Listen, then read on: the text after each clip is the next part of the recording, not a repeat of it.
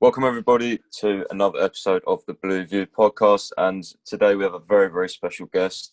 Probably one of the biggest we're ever going to get on, to be honest. Very, very excited for this. So, it's going to be Fabrizio Romano, obviously the king of the transfer market. It's going to be a crazy episode, so I hope you guys enjoy. So, Fabrizio, would you like to introduce yourself quickly? Hello guys. Thank you for the invitation. I'm so happy to be with you. So thank you. It's a pleasure. And looking forward to talk with you about Chelsea. And thanks again for the invitation. Yeah, thanks so much for coming on. We're very, very grateful to have this opportunity to speak to you. And basically, obviously, we've got Dubois as well with us, and he's going to start off the first topic. So, yeah, as Fabrizio says, here we go. Cheers for that, guys. So the first topic we're going to talk about today, Fabrizio, is basically, I think many people would want to know, are probably interested about how transfers are done, how do they go through. And so I thought, who better to ask than yourself about this? So my question to you is, in terms of transfers, how are they done? Are they through cash or wire transfers? How do they, each club communicate? Is it WhatsApp, phone calls? Are the legal teams at each other's clubs? What actually happens during transfers, whether that's a deadline day or any normal transfer? For sure, in this moment, also because of the virus, the situation is complicated. Just because before this kind of situation, they had a lot of meetings, obviously, also with legal teams in the clubs working about the contracts and more. So it was easier before this kind of situation. Right now is even more complicated just because many times the clubs, not just of the same country, but also if they want to meet, for example, an Italian club with an English club, is so difficult to meet because traveling today is so difficult. So the situation is really complicated, and they are starting also to have meetings like online, as we are right now on Zoom, for example, or also on WhatsApp, also with calls. It's becoming part of the game also to be in contact in this kind of ways. It's not so easy. Obviously, is different, totally different, because when you meet someone is something different also in transfer market. So they are gonna change something for January too, and I think also next summer won't be so easy to be back at the normal transfer market with meetings and more. So everything is changing, as in our life, in normal life, also in transfer market. And obviously also by emails is key. When you want to send an official bid, you need always to send an email by the legal team of your club. So it's not so quick. I see many times fans in football asking me, Fabrizio, why they are not announcing this player if they have the agreement in 1 or 2 days? Because many times in this moment, it's not easy to send documents, to have medicals, to have tests, also because of the virus, to send documents by the legal team. So it's not so quick. And you have to remember that you have to find agreement not just with the player, not just with the club, but sometimes also with the agents and also with the intermediaries involved within the deal. So it's not 2 or 3 days to sign a player when you talk about top clubs like Chelsea. If you talk about small clubs, it's easier, obviously, on second division, on third division, you can find and sign a player in 2 days or 3 days. At top level is totally different. So you can need also 2 months or 1 month to complete everything. Sometimes I remember the league to Juventus 1 year ago was crazy because they found the agreement in June and they completed the agreement in July. It was 1 month to complete everything and they had the agreement. So expect this kind of negotiation also in next month, in January, and also next year, on next summer. Yeah, that's perfect. I think everyone listening will, be amazed by that, because I think, like you mentioned, a lot of fans, especially on your Twitter, in their replies, are always asking you, Sancho news. I know the summer was Sancho news, Havertz news constantly. And I think people sort of need to realize that these transfers take time, like you mentioned. And yes. But obviously, I guess you understand from your point of view that fans are quite passionate and they want their player to join. For example, I'm sure you saw the Havertz, people asking about Havertz constantly. Yes. I'm just a bit disappointed sometimes when they tell me, Fabrizio, you were lying. You said it was done deal 2 weeks ago and they haven't announced the player. Just because, I'm a bit disappointed, just because I hope people can understand, as I said, that it needs time. It's not 2 days or 3 days to complete contracts, to have medicals, to complete everything in a transfer. Negotiations are so long. So also for Havertz, as you said, I'm sure, 100% sure, that they found a total agreement the day of the Champions League final, and they announced the player like 2 or 3 weeks later. So it was crazy time, and I can understand by fans' point of view. Obviously, they want the player immediately. We are talking about top players, so it's normal that you're buzzing to have the new player, to see the announcement, to feel the player is yours. So obviously, I can understand this kind of situation. But also by fan side, you have to understand that in transfers you need time. So expect this kind of situation, not so much in January, just because in January it's like just 1 month. So clubs have to prepare everything to sign a player, and they need, like 1 or 2 weeks to complete everything. It's not like summer, you have 3 or 4 months to complete everything. But the next summer, I think it will be similar to this one. So if Chelsea or other clubs are going to sign top players, you will need not 2 or 3 days, but 2 or 3 weeks to see official announcements. Yeah, exactly. I think it shows that there's so much behind the scenes that happens that it won't be an overnight thing. And obviously, we appreciate the work you do, obviously, to find the news and give it to us whenever you find it. So yeah, we're all appreciative of that. I think one thing as well you touched upon there is when like some people will say, "Oh, it's fake news" or this and that. Do you how easy is it for a transfer to fall through? Is it when negotiations between clubs happen and they're talking intermediaries or agents, etc.? Is it easy for a deal to fall through? Because obviously sometimes deals don't happen, even though people might expect them to happen for a long time, and sometimes they do fall through. Is that something that happens a lot? Do deals fall through? Is it easy for that to happen? Yes, it is complicated to explicate this kind of situation, just because in transfer you can see really everything, and you have to expect the unexpected. So I always say, till you don't have the medicals completed, until you don't have the contract signed, everything can happen. So that's why I always say pay attention to the situation, just because between the fake news and something that's happening but the deal is not done, there is a small difference, but it's so important, because sometimes top clubs like Chelsea have a lot of players offered by agents.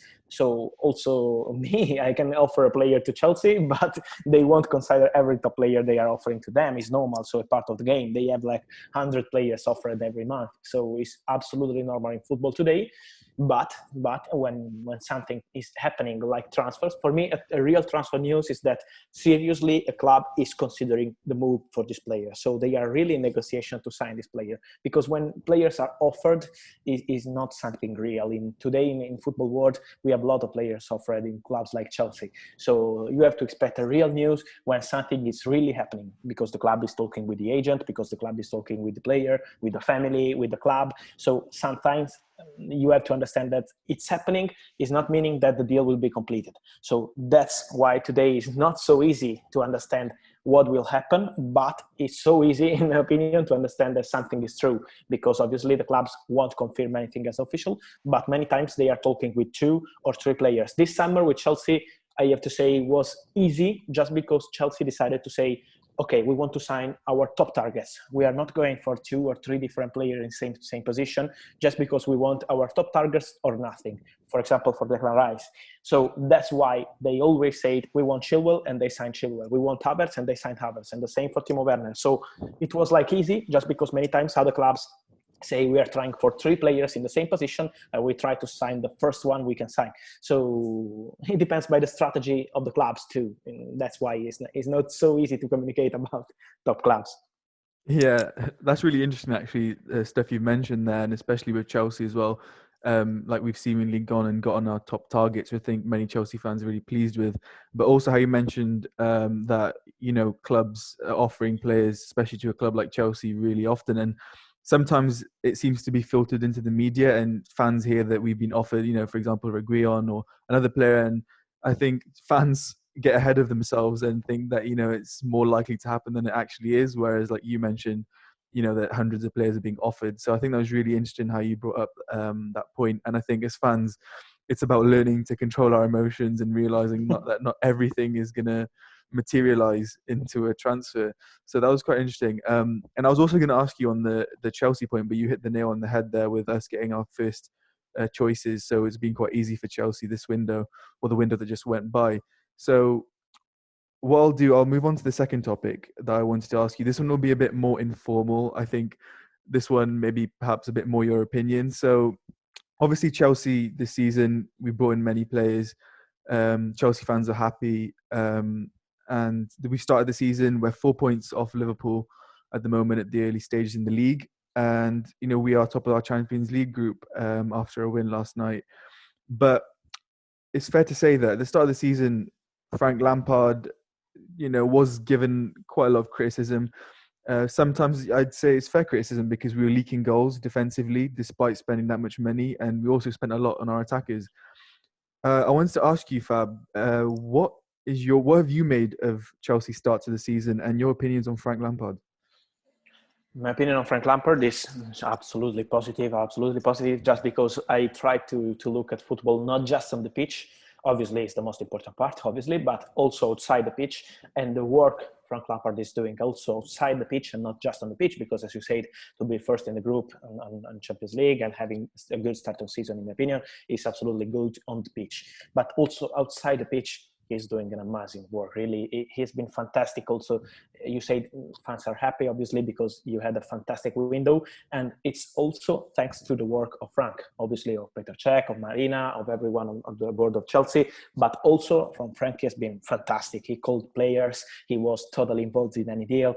He's been key, for example, to sign Kai Havertz, because Kai Havertz, without this kind of manager, with another manager, he could say, okay, I'm gonna stay in Leverkusen for 1 year more. We are in a complicated situation with virus and more. I stay in Leverkusen and I moved to Bayern Munich on next summer, because Bayern Munich were ready to sign him on next summer. They say this summer we sign Sané and next summer we sign Havertz. So he had this great opportunity, and for German players to play for Bayern Munich is something great. So he was tempted by the situation, but when Frankie called him like every day to sign for Chelsea, it changed. And that's why he's key to have this kind of manager. He's a legend, obviously, for the club, not just for the club, in football in general, but his work outside the pitch has been really, really important to have this kind of team. This is a fantastic team, in my opinion. So when you build up this kind of team, it's also because you have a top manager. So my opinion about Lampard is absolutely positive outside the pitch and also on the pitch, because in my opinion, it's not so easy when you have a lot of new players to start the season winning every match, don't have any kind of problem, is absolutely impossible. We are talking about a crazy summer.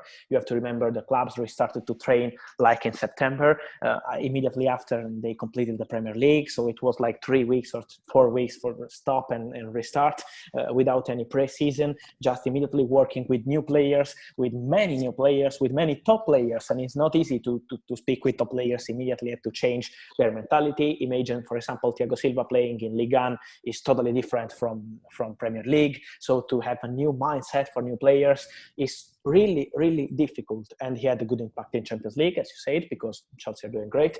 And in Premier League, they are going to show their qualities, I am convinced, in some weeks. So it's just a matter of time, but the team is fantastic. They did a fantastic work also on the transfers.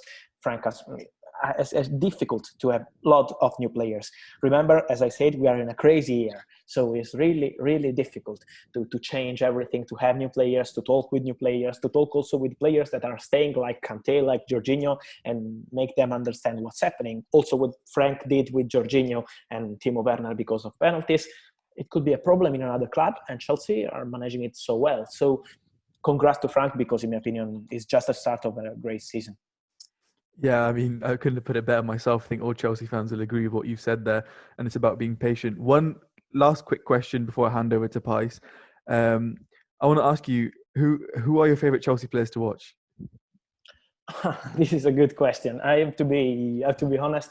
I'm really in love with N'Golo Kanté. Not this season, obviously, because it's not been so easy for him. But in the past, he's been a player, in my opinion, when he's at top level. And I'm convinced he's coming to top level in some weeks, in some months.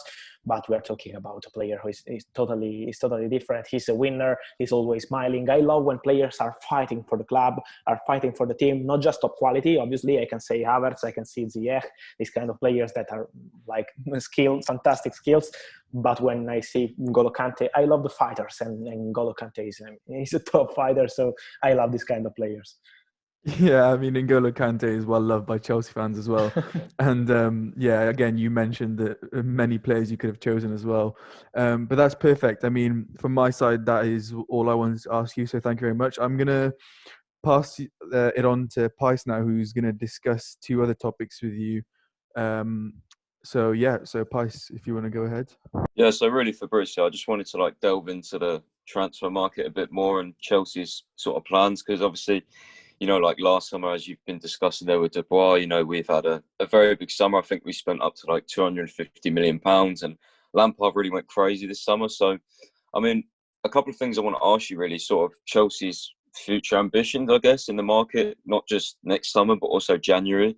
Some potential outgoings as well. So I think the first sort of topic I want to touch on is the DM position, because obviously Frank Lampard is obviously like, he still really wants a DM. He's happy playing Kante and low DM if we play 4-3-3. But I think obviously some of the board and stuff like that, and Frank Lampard, they do want a DM. And I think one of the names been mentioned obviously a lot is Declan Rice. And another name that I've sort of been floating about, maybe you can provide some truth or dismiss this. I've heard Dennis Zakaria as well. So would you like to talk a little bit about sort of Chelsea's future plans for DM quickly? Yes, I think the mentality will be the same. What I've been told is that Chelsea are so happy for what they did this summer because, as I told you before, they said as a strategy, it was the same of Liverpool some years ago. So let's go for top targets and not for second or third choice. We want top targets or nothing, just because Chelsea had the opportunity to sign other midfielders this summer. Also, when they understood that Declan Rice was not moving from West Ham because they asked 80 million euro. It was crazy. They didn't want to negotiate with Chelsea, so it was impossible in August, in September to sign him. But they said, we want the top targets. So, for example, they had the opportunity to sign Marcelo Brozovic from Inter, as I said on my podcast, and they say, no, we don't want him. We want just our top targets. So I think it will be the same also in January. So that's why I'm convinced, and I've been told that Chelsea will go again for Declan Rice. They have a great relationship with the player, with his agent. The player wants to move to Chelsea. Obviously, he's been respectful with West Ham, and he will be respectful with West Ham. And in my opinion, this is a good news also for Chelsea, because you have to sign respectful players also if they are not coming immediately to your club. But having a good guy, a respectful guy, is so important. So has been respectful with West Ham, and he will be respectful with West Ham. But if Chelsea will find agreement with the club, he's flying to Chelsea immediately, just because he wants to play for Chelsea, he wants to play for Lampard, he wants to fight to win. So that's why Declan Rice wants to move to Chelsea. Now it's time to restart negotiations. So I'm convinced in December they will be back in negotiation with West Ham. They will try again. Then it will depend by David Sullivan, obviously by West Ham. They will decide if selling the player, if they want to change the price, because 80 million euro in January is so difficult, in my opinion, for a club as Chelsea, as they spent a lot of money on last summer. It was crazy to spend again, will be crazy to spend again in January. So this kind of money. So if something will change for the price, I'm convinced Chelsea can sign Declan Rice. If not, I don't expect a big move, for example, on Zakaria. Obviously, they had contacts with his agent, but as always, do top clubs. So also Manchester City, also Bayern Munich are in contact with his agent. Is Pali Ramadan. He has great relationship also with Chelsea, as with Manchester City, as with Bayern Munich. So it's part of his life and of his work. But let's see, because at the moment what I've been told is that we want our top targets, and top target is Declan Rice. See, that's very interesting for me, because previous years Chelsea have always had sort of their top targets, but they've never, if we couldn't get them, we sort of had like fallback options. So it's very interesting to hear you say that Chelsea are just going for top targets only. And as you mentioned there, Brozovic, he's a very good player, but if Chelsea are committed to getting their top targets, I think that's a good thing. Fans may not all agree with the top targets that we want, but, to have this club's mentality, I think is really, really good. So to only go for top targets. So I'm very happy with that, basically. So another thing I wanted to ask you, Fabrizio, obviously Edouard Mendy has had a fantastic start to this season. I think he's kept five clean sheets in a row, I think now. Yes. Yeah, so, I mean, the guy's on fire, and we only signed him for like 22.5 million, I believe it was, somewhere around that. So I wanted to ask you, basically, do you think that Chelsea are planning with Edouard Mendy for long term, or do you think maybe they'll go for a big goalkeeper like Oblak or Donnarumma next summer? No. I think they're going with Mendy. They are so happy with Mendy. He's having, as you say, the great start of season. So they are so happy, and they are convinced they can go with him. Obviously in competition with Kepa, because Chelsea hope that Kepa will be back at his level as he was in Liga, in Athletic Bilbao. So they hope he will be back. But obviously they are so happy with Mendy. So in my opinion, it is a long-term solution. Obviously, you can never say long-term solution in football, because we were talking about Kepa. Look at what happened with Kepa. You were convinced you signed a young goalkeeper for the future for 10 years, and then he was bad on last matches. So just why Chelsea can't plan as every top club for long terms, but they are convinced that Mendy is a top goalkeeper. He can stay at Chelsea for a lot of years, so that's why they are so happy with him, and they are not planning to go for another goalkeeper. Also because signing Oblak, signing Ter Stegen would mean like spending 120 million euro, 130 million euro, and I think Chelsea are not going to spend this kind of money for a goalkeeper when they have Mendy, who is a great goalkeeper. Yeah, I think personally, just my opinion, I think we've smashed the goalkeeper aspect. I mean, I heard Czech saying yesterday that he's scouted 30 to 40 goalkeepers over the last year. So to get Mendy at such a bargain and how well he's doing, I think is brilliant. So yeah, very, very happy with what you said there. And another thing I wanted to ask, obviously, in terms of January outgoings, I mean, I'm not sure how many we will get rid of. I mean, January is a very funny window. You know, typically you don't have lots of, incomings. It's more about getting rid of some dead wood, if you like. So I wouldn't call this guy dead wood, but I'd call this guy out of favour in the Chelsea team. So the person we're going to talk about here, Fabrizio, is Olivier Giroud. Obviously, last window he was supposed to leave and he stayed. And it's just been a bit of a funny one with Olivier Giroud. I mean, he's sort of been, is he going, is he staying? And then he had that really good end to the season last year. And it's just like now you'd think he'd get more minutes, but he's just not. He's fallen behind Tammy Abraham and Werner. Obviously, I knew we was going to have him as the first choice striker, but he's not getting minutes over Tammy Abraham. So, I mean, do you think Giroud, obviously with the Euros coming and stuff, do you think he'll look for a move, or do you think he'll just sort of settle with Chelsea? We have to say that Giroud, in my opinion, is a fantastic guy before talking a great player, just because he's so quiet, he's so calm, he's not creating any problem to the club. So as you said, also last January, when he had the opportunity to move from Chelsea to Inter, he was so respectful with the club. He said, if they are signing me, I'm going to move. He was happy to go back with Antonio Conte. But then Inter changed their plans, and he was so happy to stay at Chelsea, and he didn't create any problem also this summer. He had the opportunity to move to Juventus, and it was serious opportunity. He was not the first choice for Juventus, and they signed Morata, but he was on the list, and he was so quiet, so calm. So I think it will be the same in January. In this moment, I don't have any news about Giroud moving out from Chelsea, but for sure in January something can change. That's because we are talking about a good striker, with the opportunity of moving, with also the opportunity because of his contract. So it's possible that Giroud is moving on January, but at the moment there is nothing advanced yet for him. But I think it will be so quiet in his case. So it's not creating any kind of problem. If any club will arrive for him, for sure he will consider to move. And I would say pay attention again to Inter, just because they need a new striker. Look at what happened with Lukaku. He had an injury in Champions League match with Real Madrid. He was not playing, and Inter didn't have a real striker. They had to play with Perisic, with Lautaro Martinez. So it's possible that Antonio Conte will be back asking for Giroud. It will depend if Inter will go on a Champions League or not. So they are in a complicated situation. But if I would say a club looking at Giroud in this moment, I would say pay attention to Inter, but there is nothing advanced yet. So also the player is so quiet, he's concentrated and focused on football, on playing with Chelsea, and then on January he will see what happens. Yeah, that's very interesting. Again, I mean, in terms of Giroud, you mentioned that he's such a good professional as well. Yeah. So yeah, I mean, as a fan, I'm very interested to see what happens with him. It's going to be interesting in January.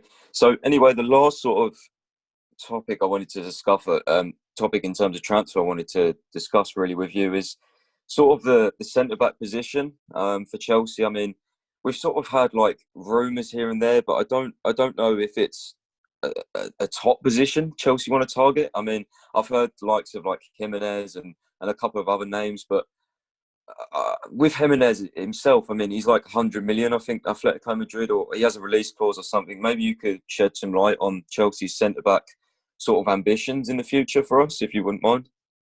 Yes, I'm sure that next summer Chelsea will go for a centre-back. I don't know what kind of level. It will depend also by the opportunity of the window. So I'm not planning this kind of summer for Chelsea, so I can't say I'm sure what's happening on the summer. in this moment. But I would say that for sure they are scouting different centre backs. They are considering a move for centre back on next summer. So Gimenez is one of the most appreciated, but not just from Chelsea. Also Manchester City were trying to sign him, and as you said correctly, he has a release clause. So it's really complicated to go in Madrid and to pay 120 million euro immediately, because release clause with Atletico Madrid have to be paid immediately, not with installments, not in 3 or 4 years. So it's really difficult to sign this kind of players. But for sure, it's so appreciated. So let's see if Chelsea will decide to spend a lot of money on a centre back and, for example, lessons or strikers or something like this. It will be a plan. We will see, because we are just in November, so it's a long way. But for sure, Chelsea for the future are planning to sign a new centre back. Now it's up obviously to the board, to Frank, and let's see what will happen during the season. Also because, as you know, Thiago Silva is not so young right now, so obviously it's normal to plan for the future. But we have to see who will be the new centre back, because it's so early, so Chelsea have time to decide. Yeah, obviously, when we're talking about this, guys, remember it is so early, as Fabrizio said, things can change in a month, things can change in 5 months. You just don't know with the transfer market. So obviously, that's very, very good to hear. Obviously, it sounds like Chelsea are going to be spending big, hopefully, again next summer. What do you think, Fabrizio, about that? Do you think Roman Abramovich will continue to back Frank Lampard? I mean, one thing that I did read a little while ago, I think David Ornstein from The Athletic, I think it was him, correct me if I'm wrong if you know, but I think he actually said, like, Chelsea, it's like a 3-year plan. So, like, the first year was to sort of stabilise the team. Second year was to, get some investment in. And then third year was to go, like, really crazy, try and challenge for the title. So, to be able to do that, do you think Roman Abramovich next summer will continue to back Frank Lampard in similar fashion as we've already seen?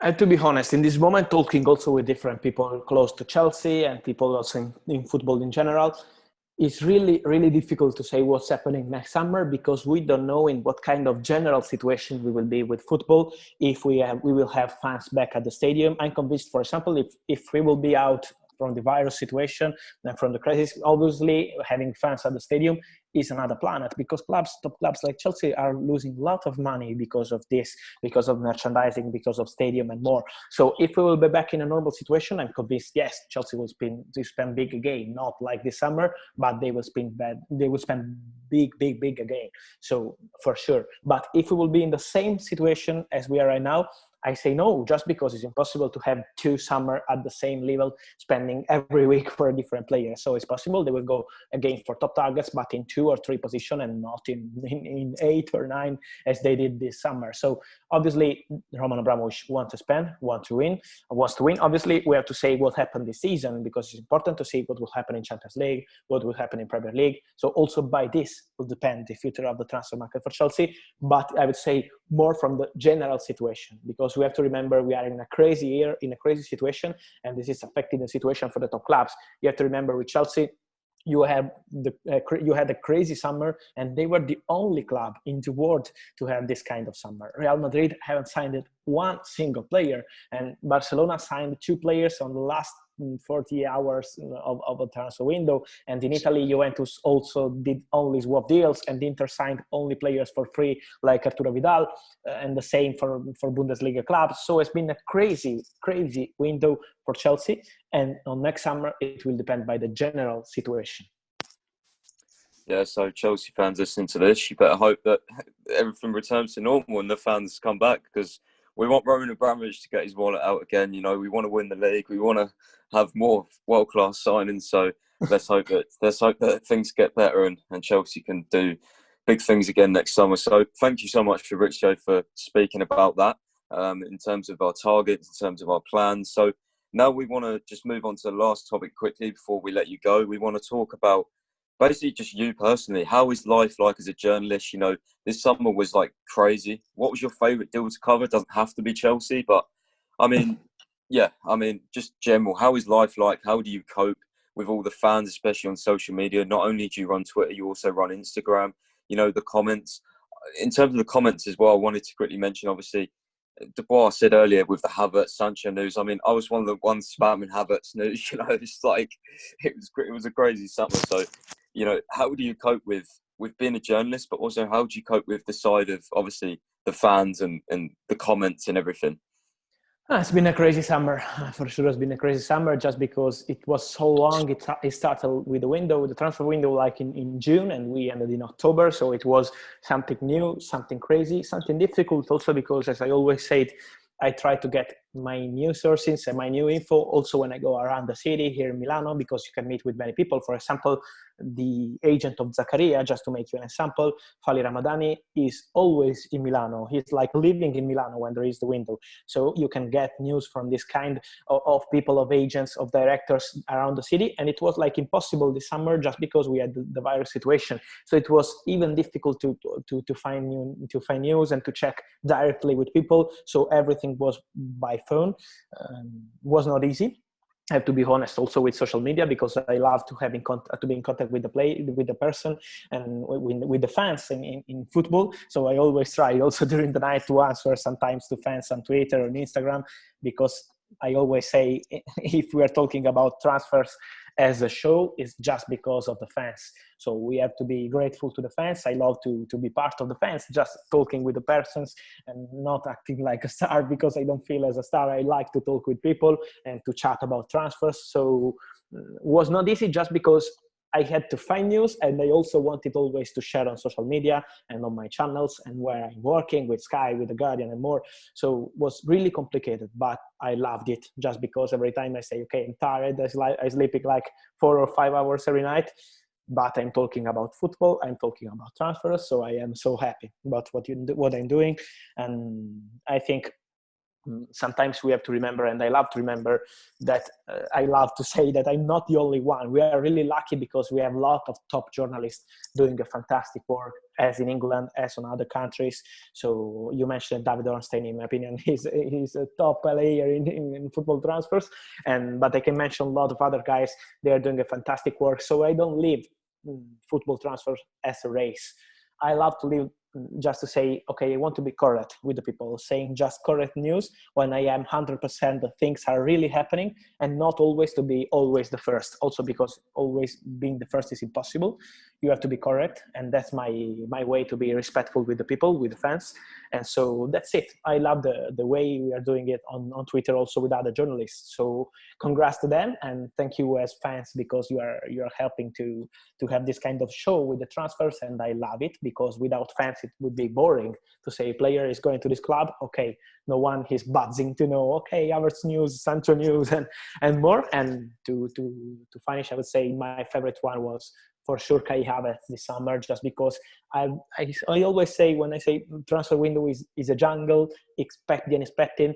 I remember when I received the call from one of my sources during the Champions League final at the halftime, at the end of the first time, and he told me, okay, Chelsea has signed Havertz. They have the agreement. Also, right now, Bayer Leverkusen called Roma to say, okay, now we sold Havertz to Chelsea, and we want to sign Schick from Roma.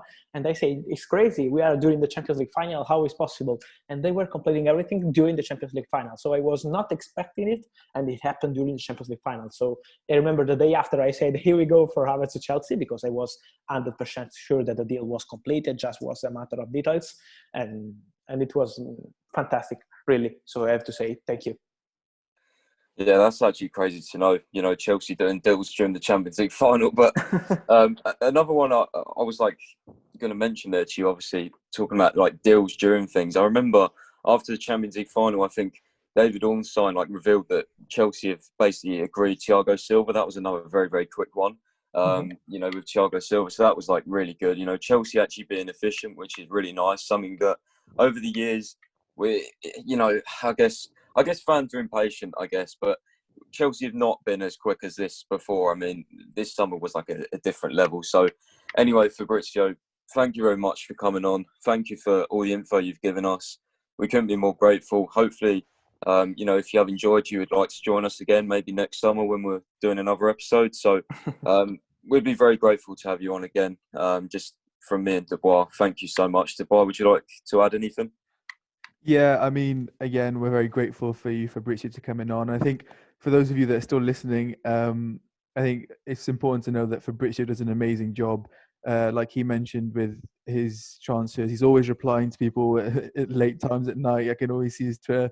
He tries to respond to everyone. He puts in the work, and I think, you know, he gets the respect he deserves. So, and what we will do is put all of his social media, everything in the description for this video. So make sure you're following him, put your notifications on for him, because January's coming up and everyone will want to know what's happening at their club, and there's no one better than Fabrizio to get your information from. So yeah, I mean, as Pi said, thank you very much for coming on, Fabrizio, and hopefully we will have you on, maybe some point in the future. Thank you, guys. It would be a pleasure to be with you also in the future. Thank you for the invitation today. It was a pleasure to be here with you, and really thank you and good luck for your podcast. Okay, guys, and that's going to be the end of the episode. Thank you so much for listening. Subscribe if you're new, and as we said, we'll leave Fabrizio's stuff down below. Also, we're going to leave his podcast link. He's got a podcast, Here We Go podcast. So if you want even more inside news for the transfer market coming up, then make sure to subscribe to that. I think it's a small fee, so if you're interested in that, then go ahead, and that'll give you even more information from Fabrizio. But from us, from me, Dubois, and Fabrizio, thank you for watching, and we'll see you in the next episode.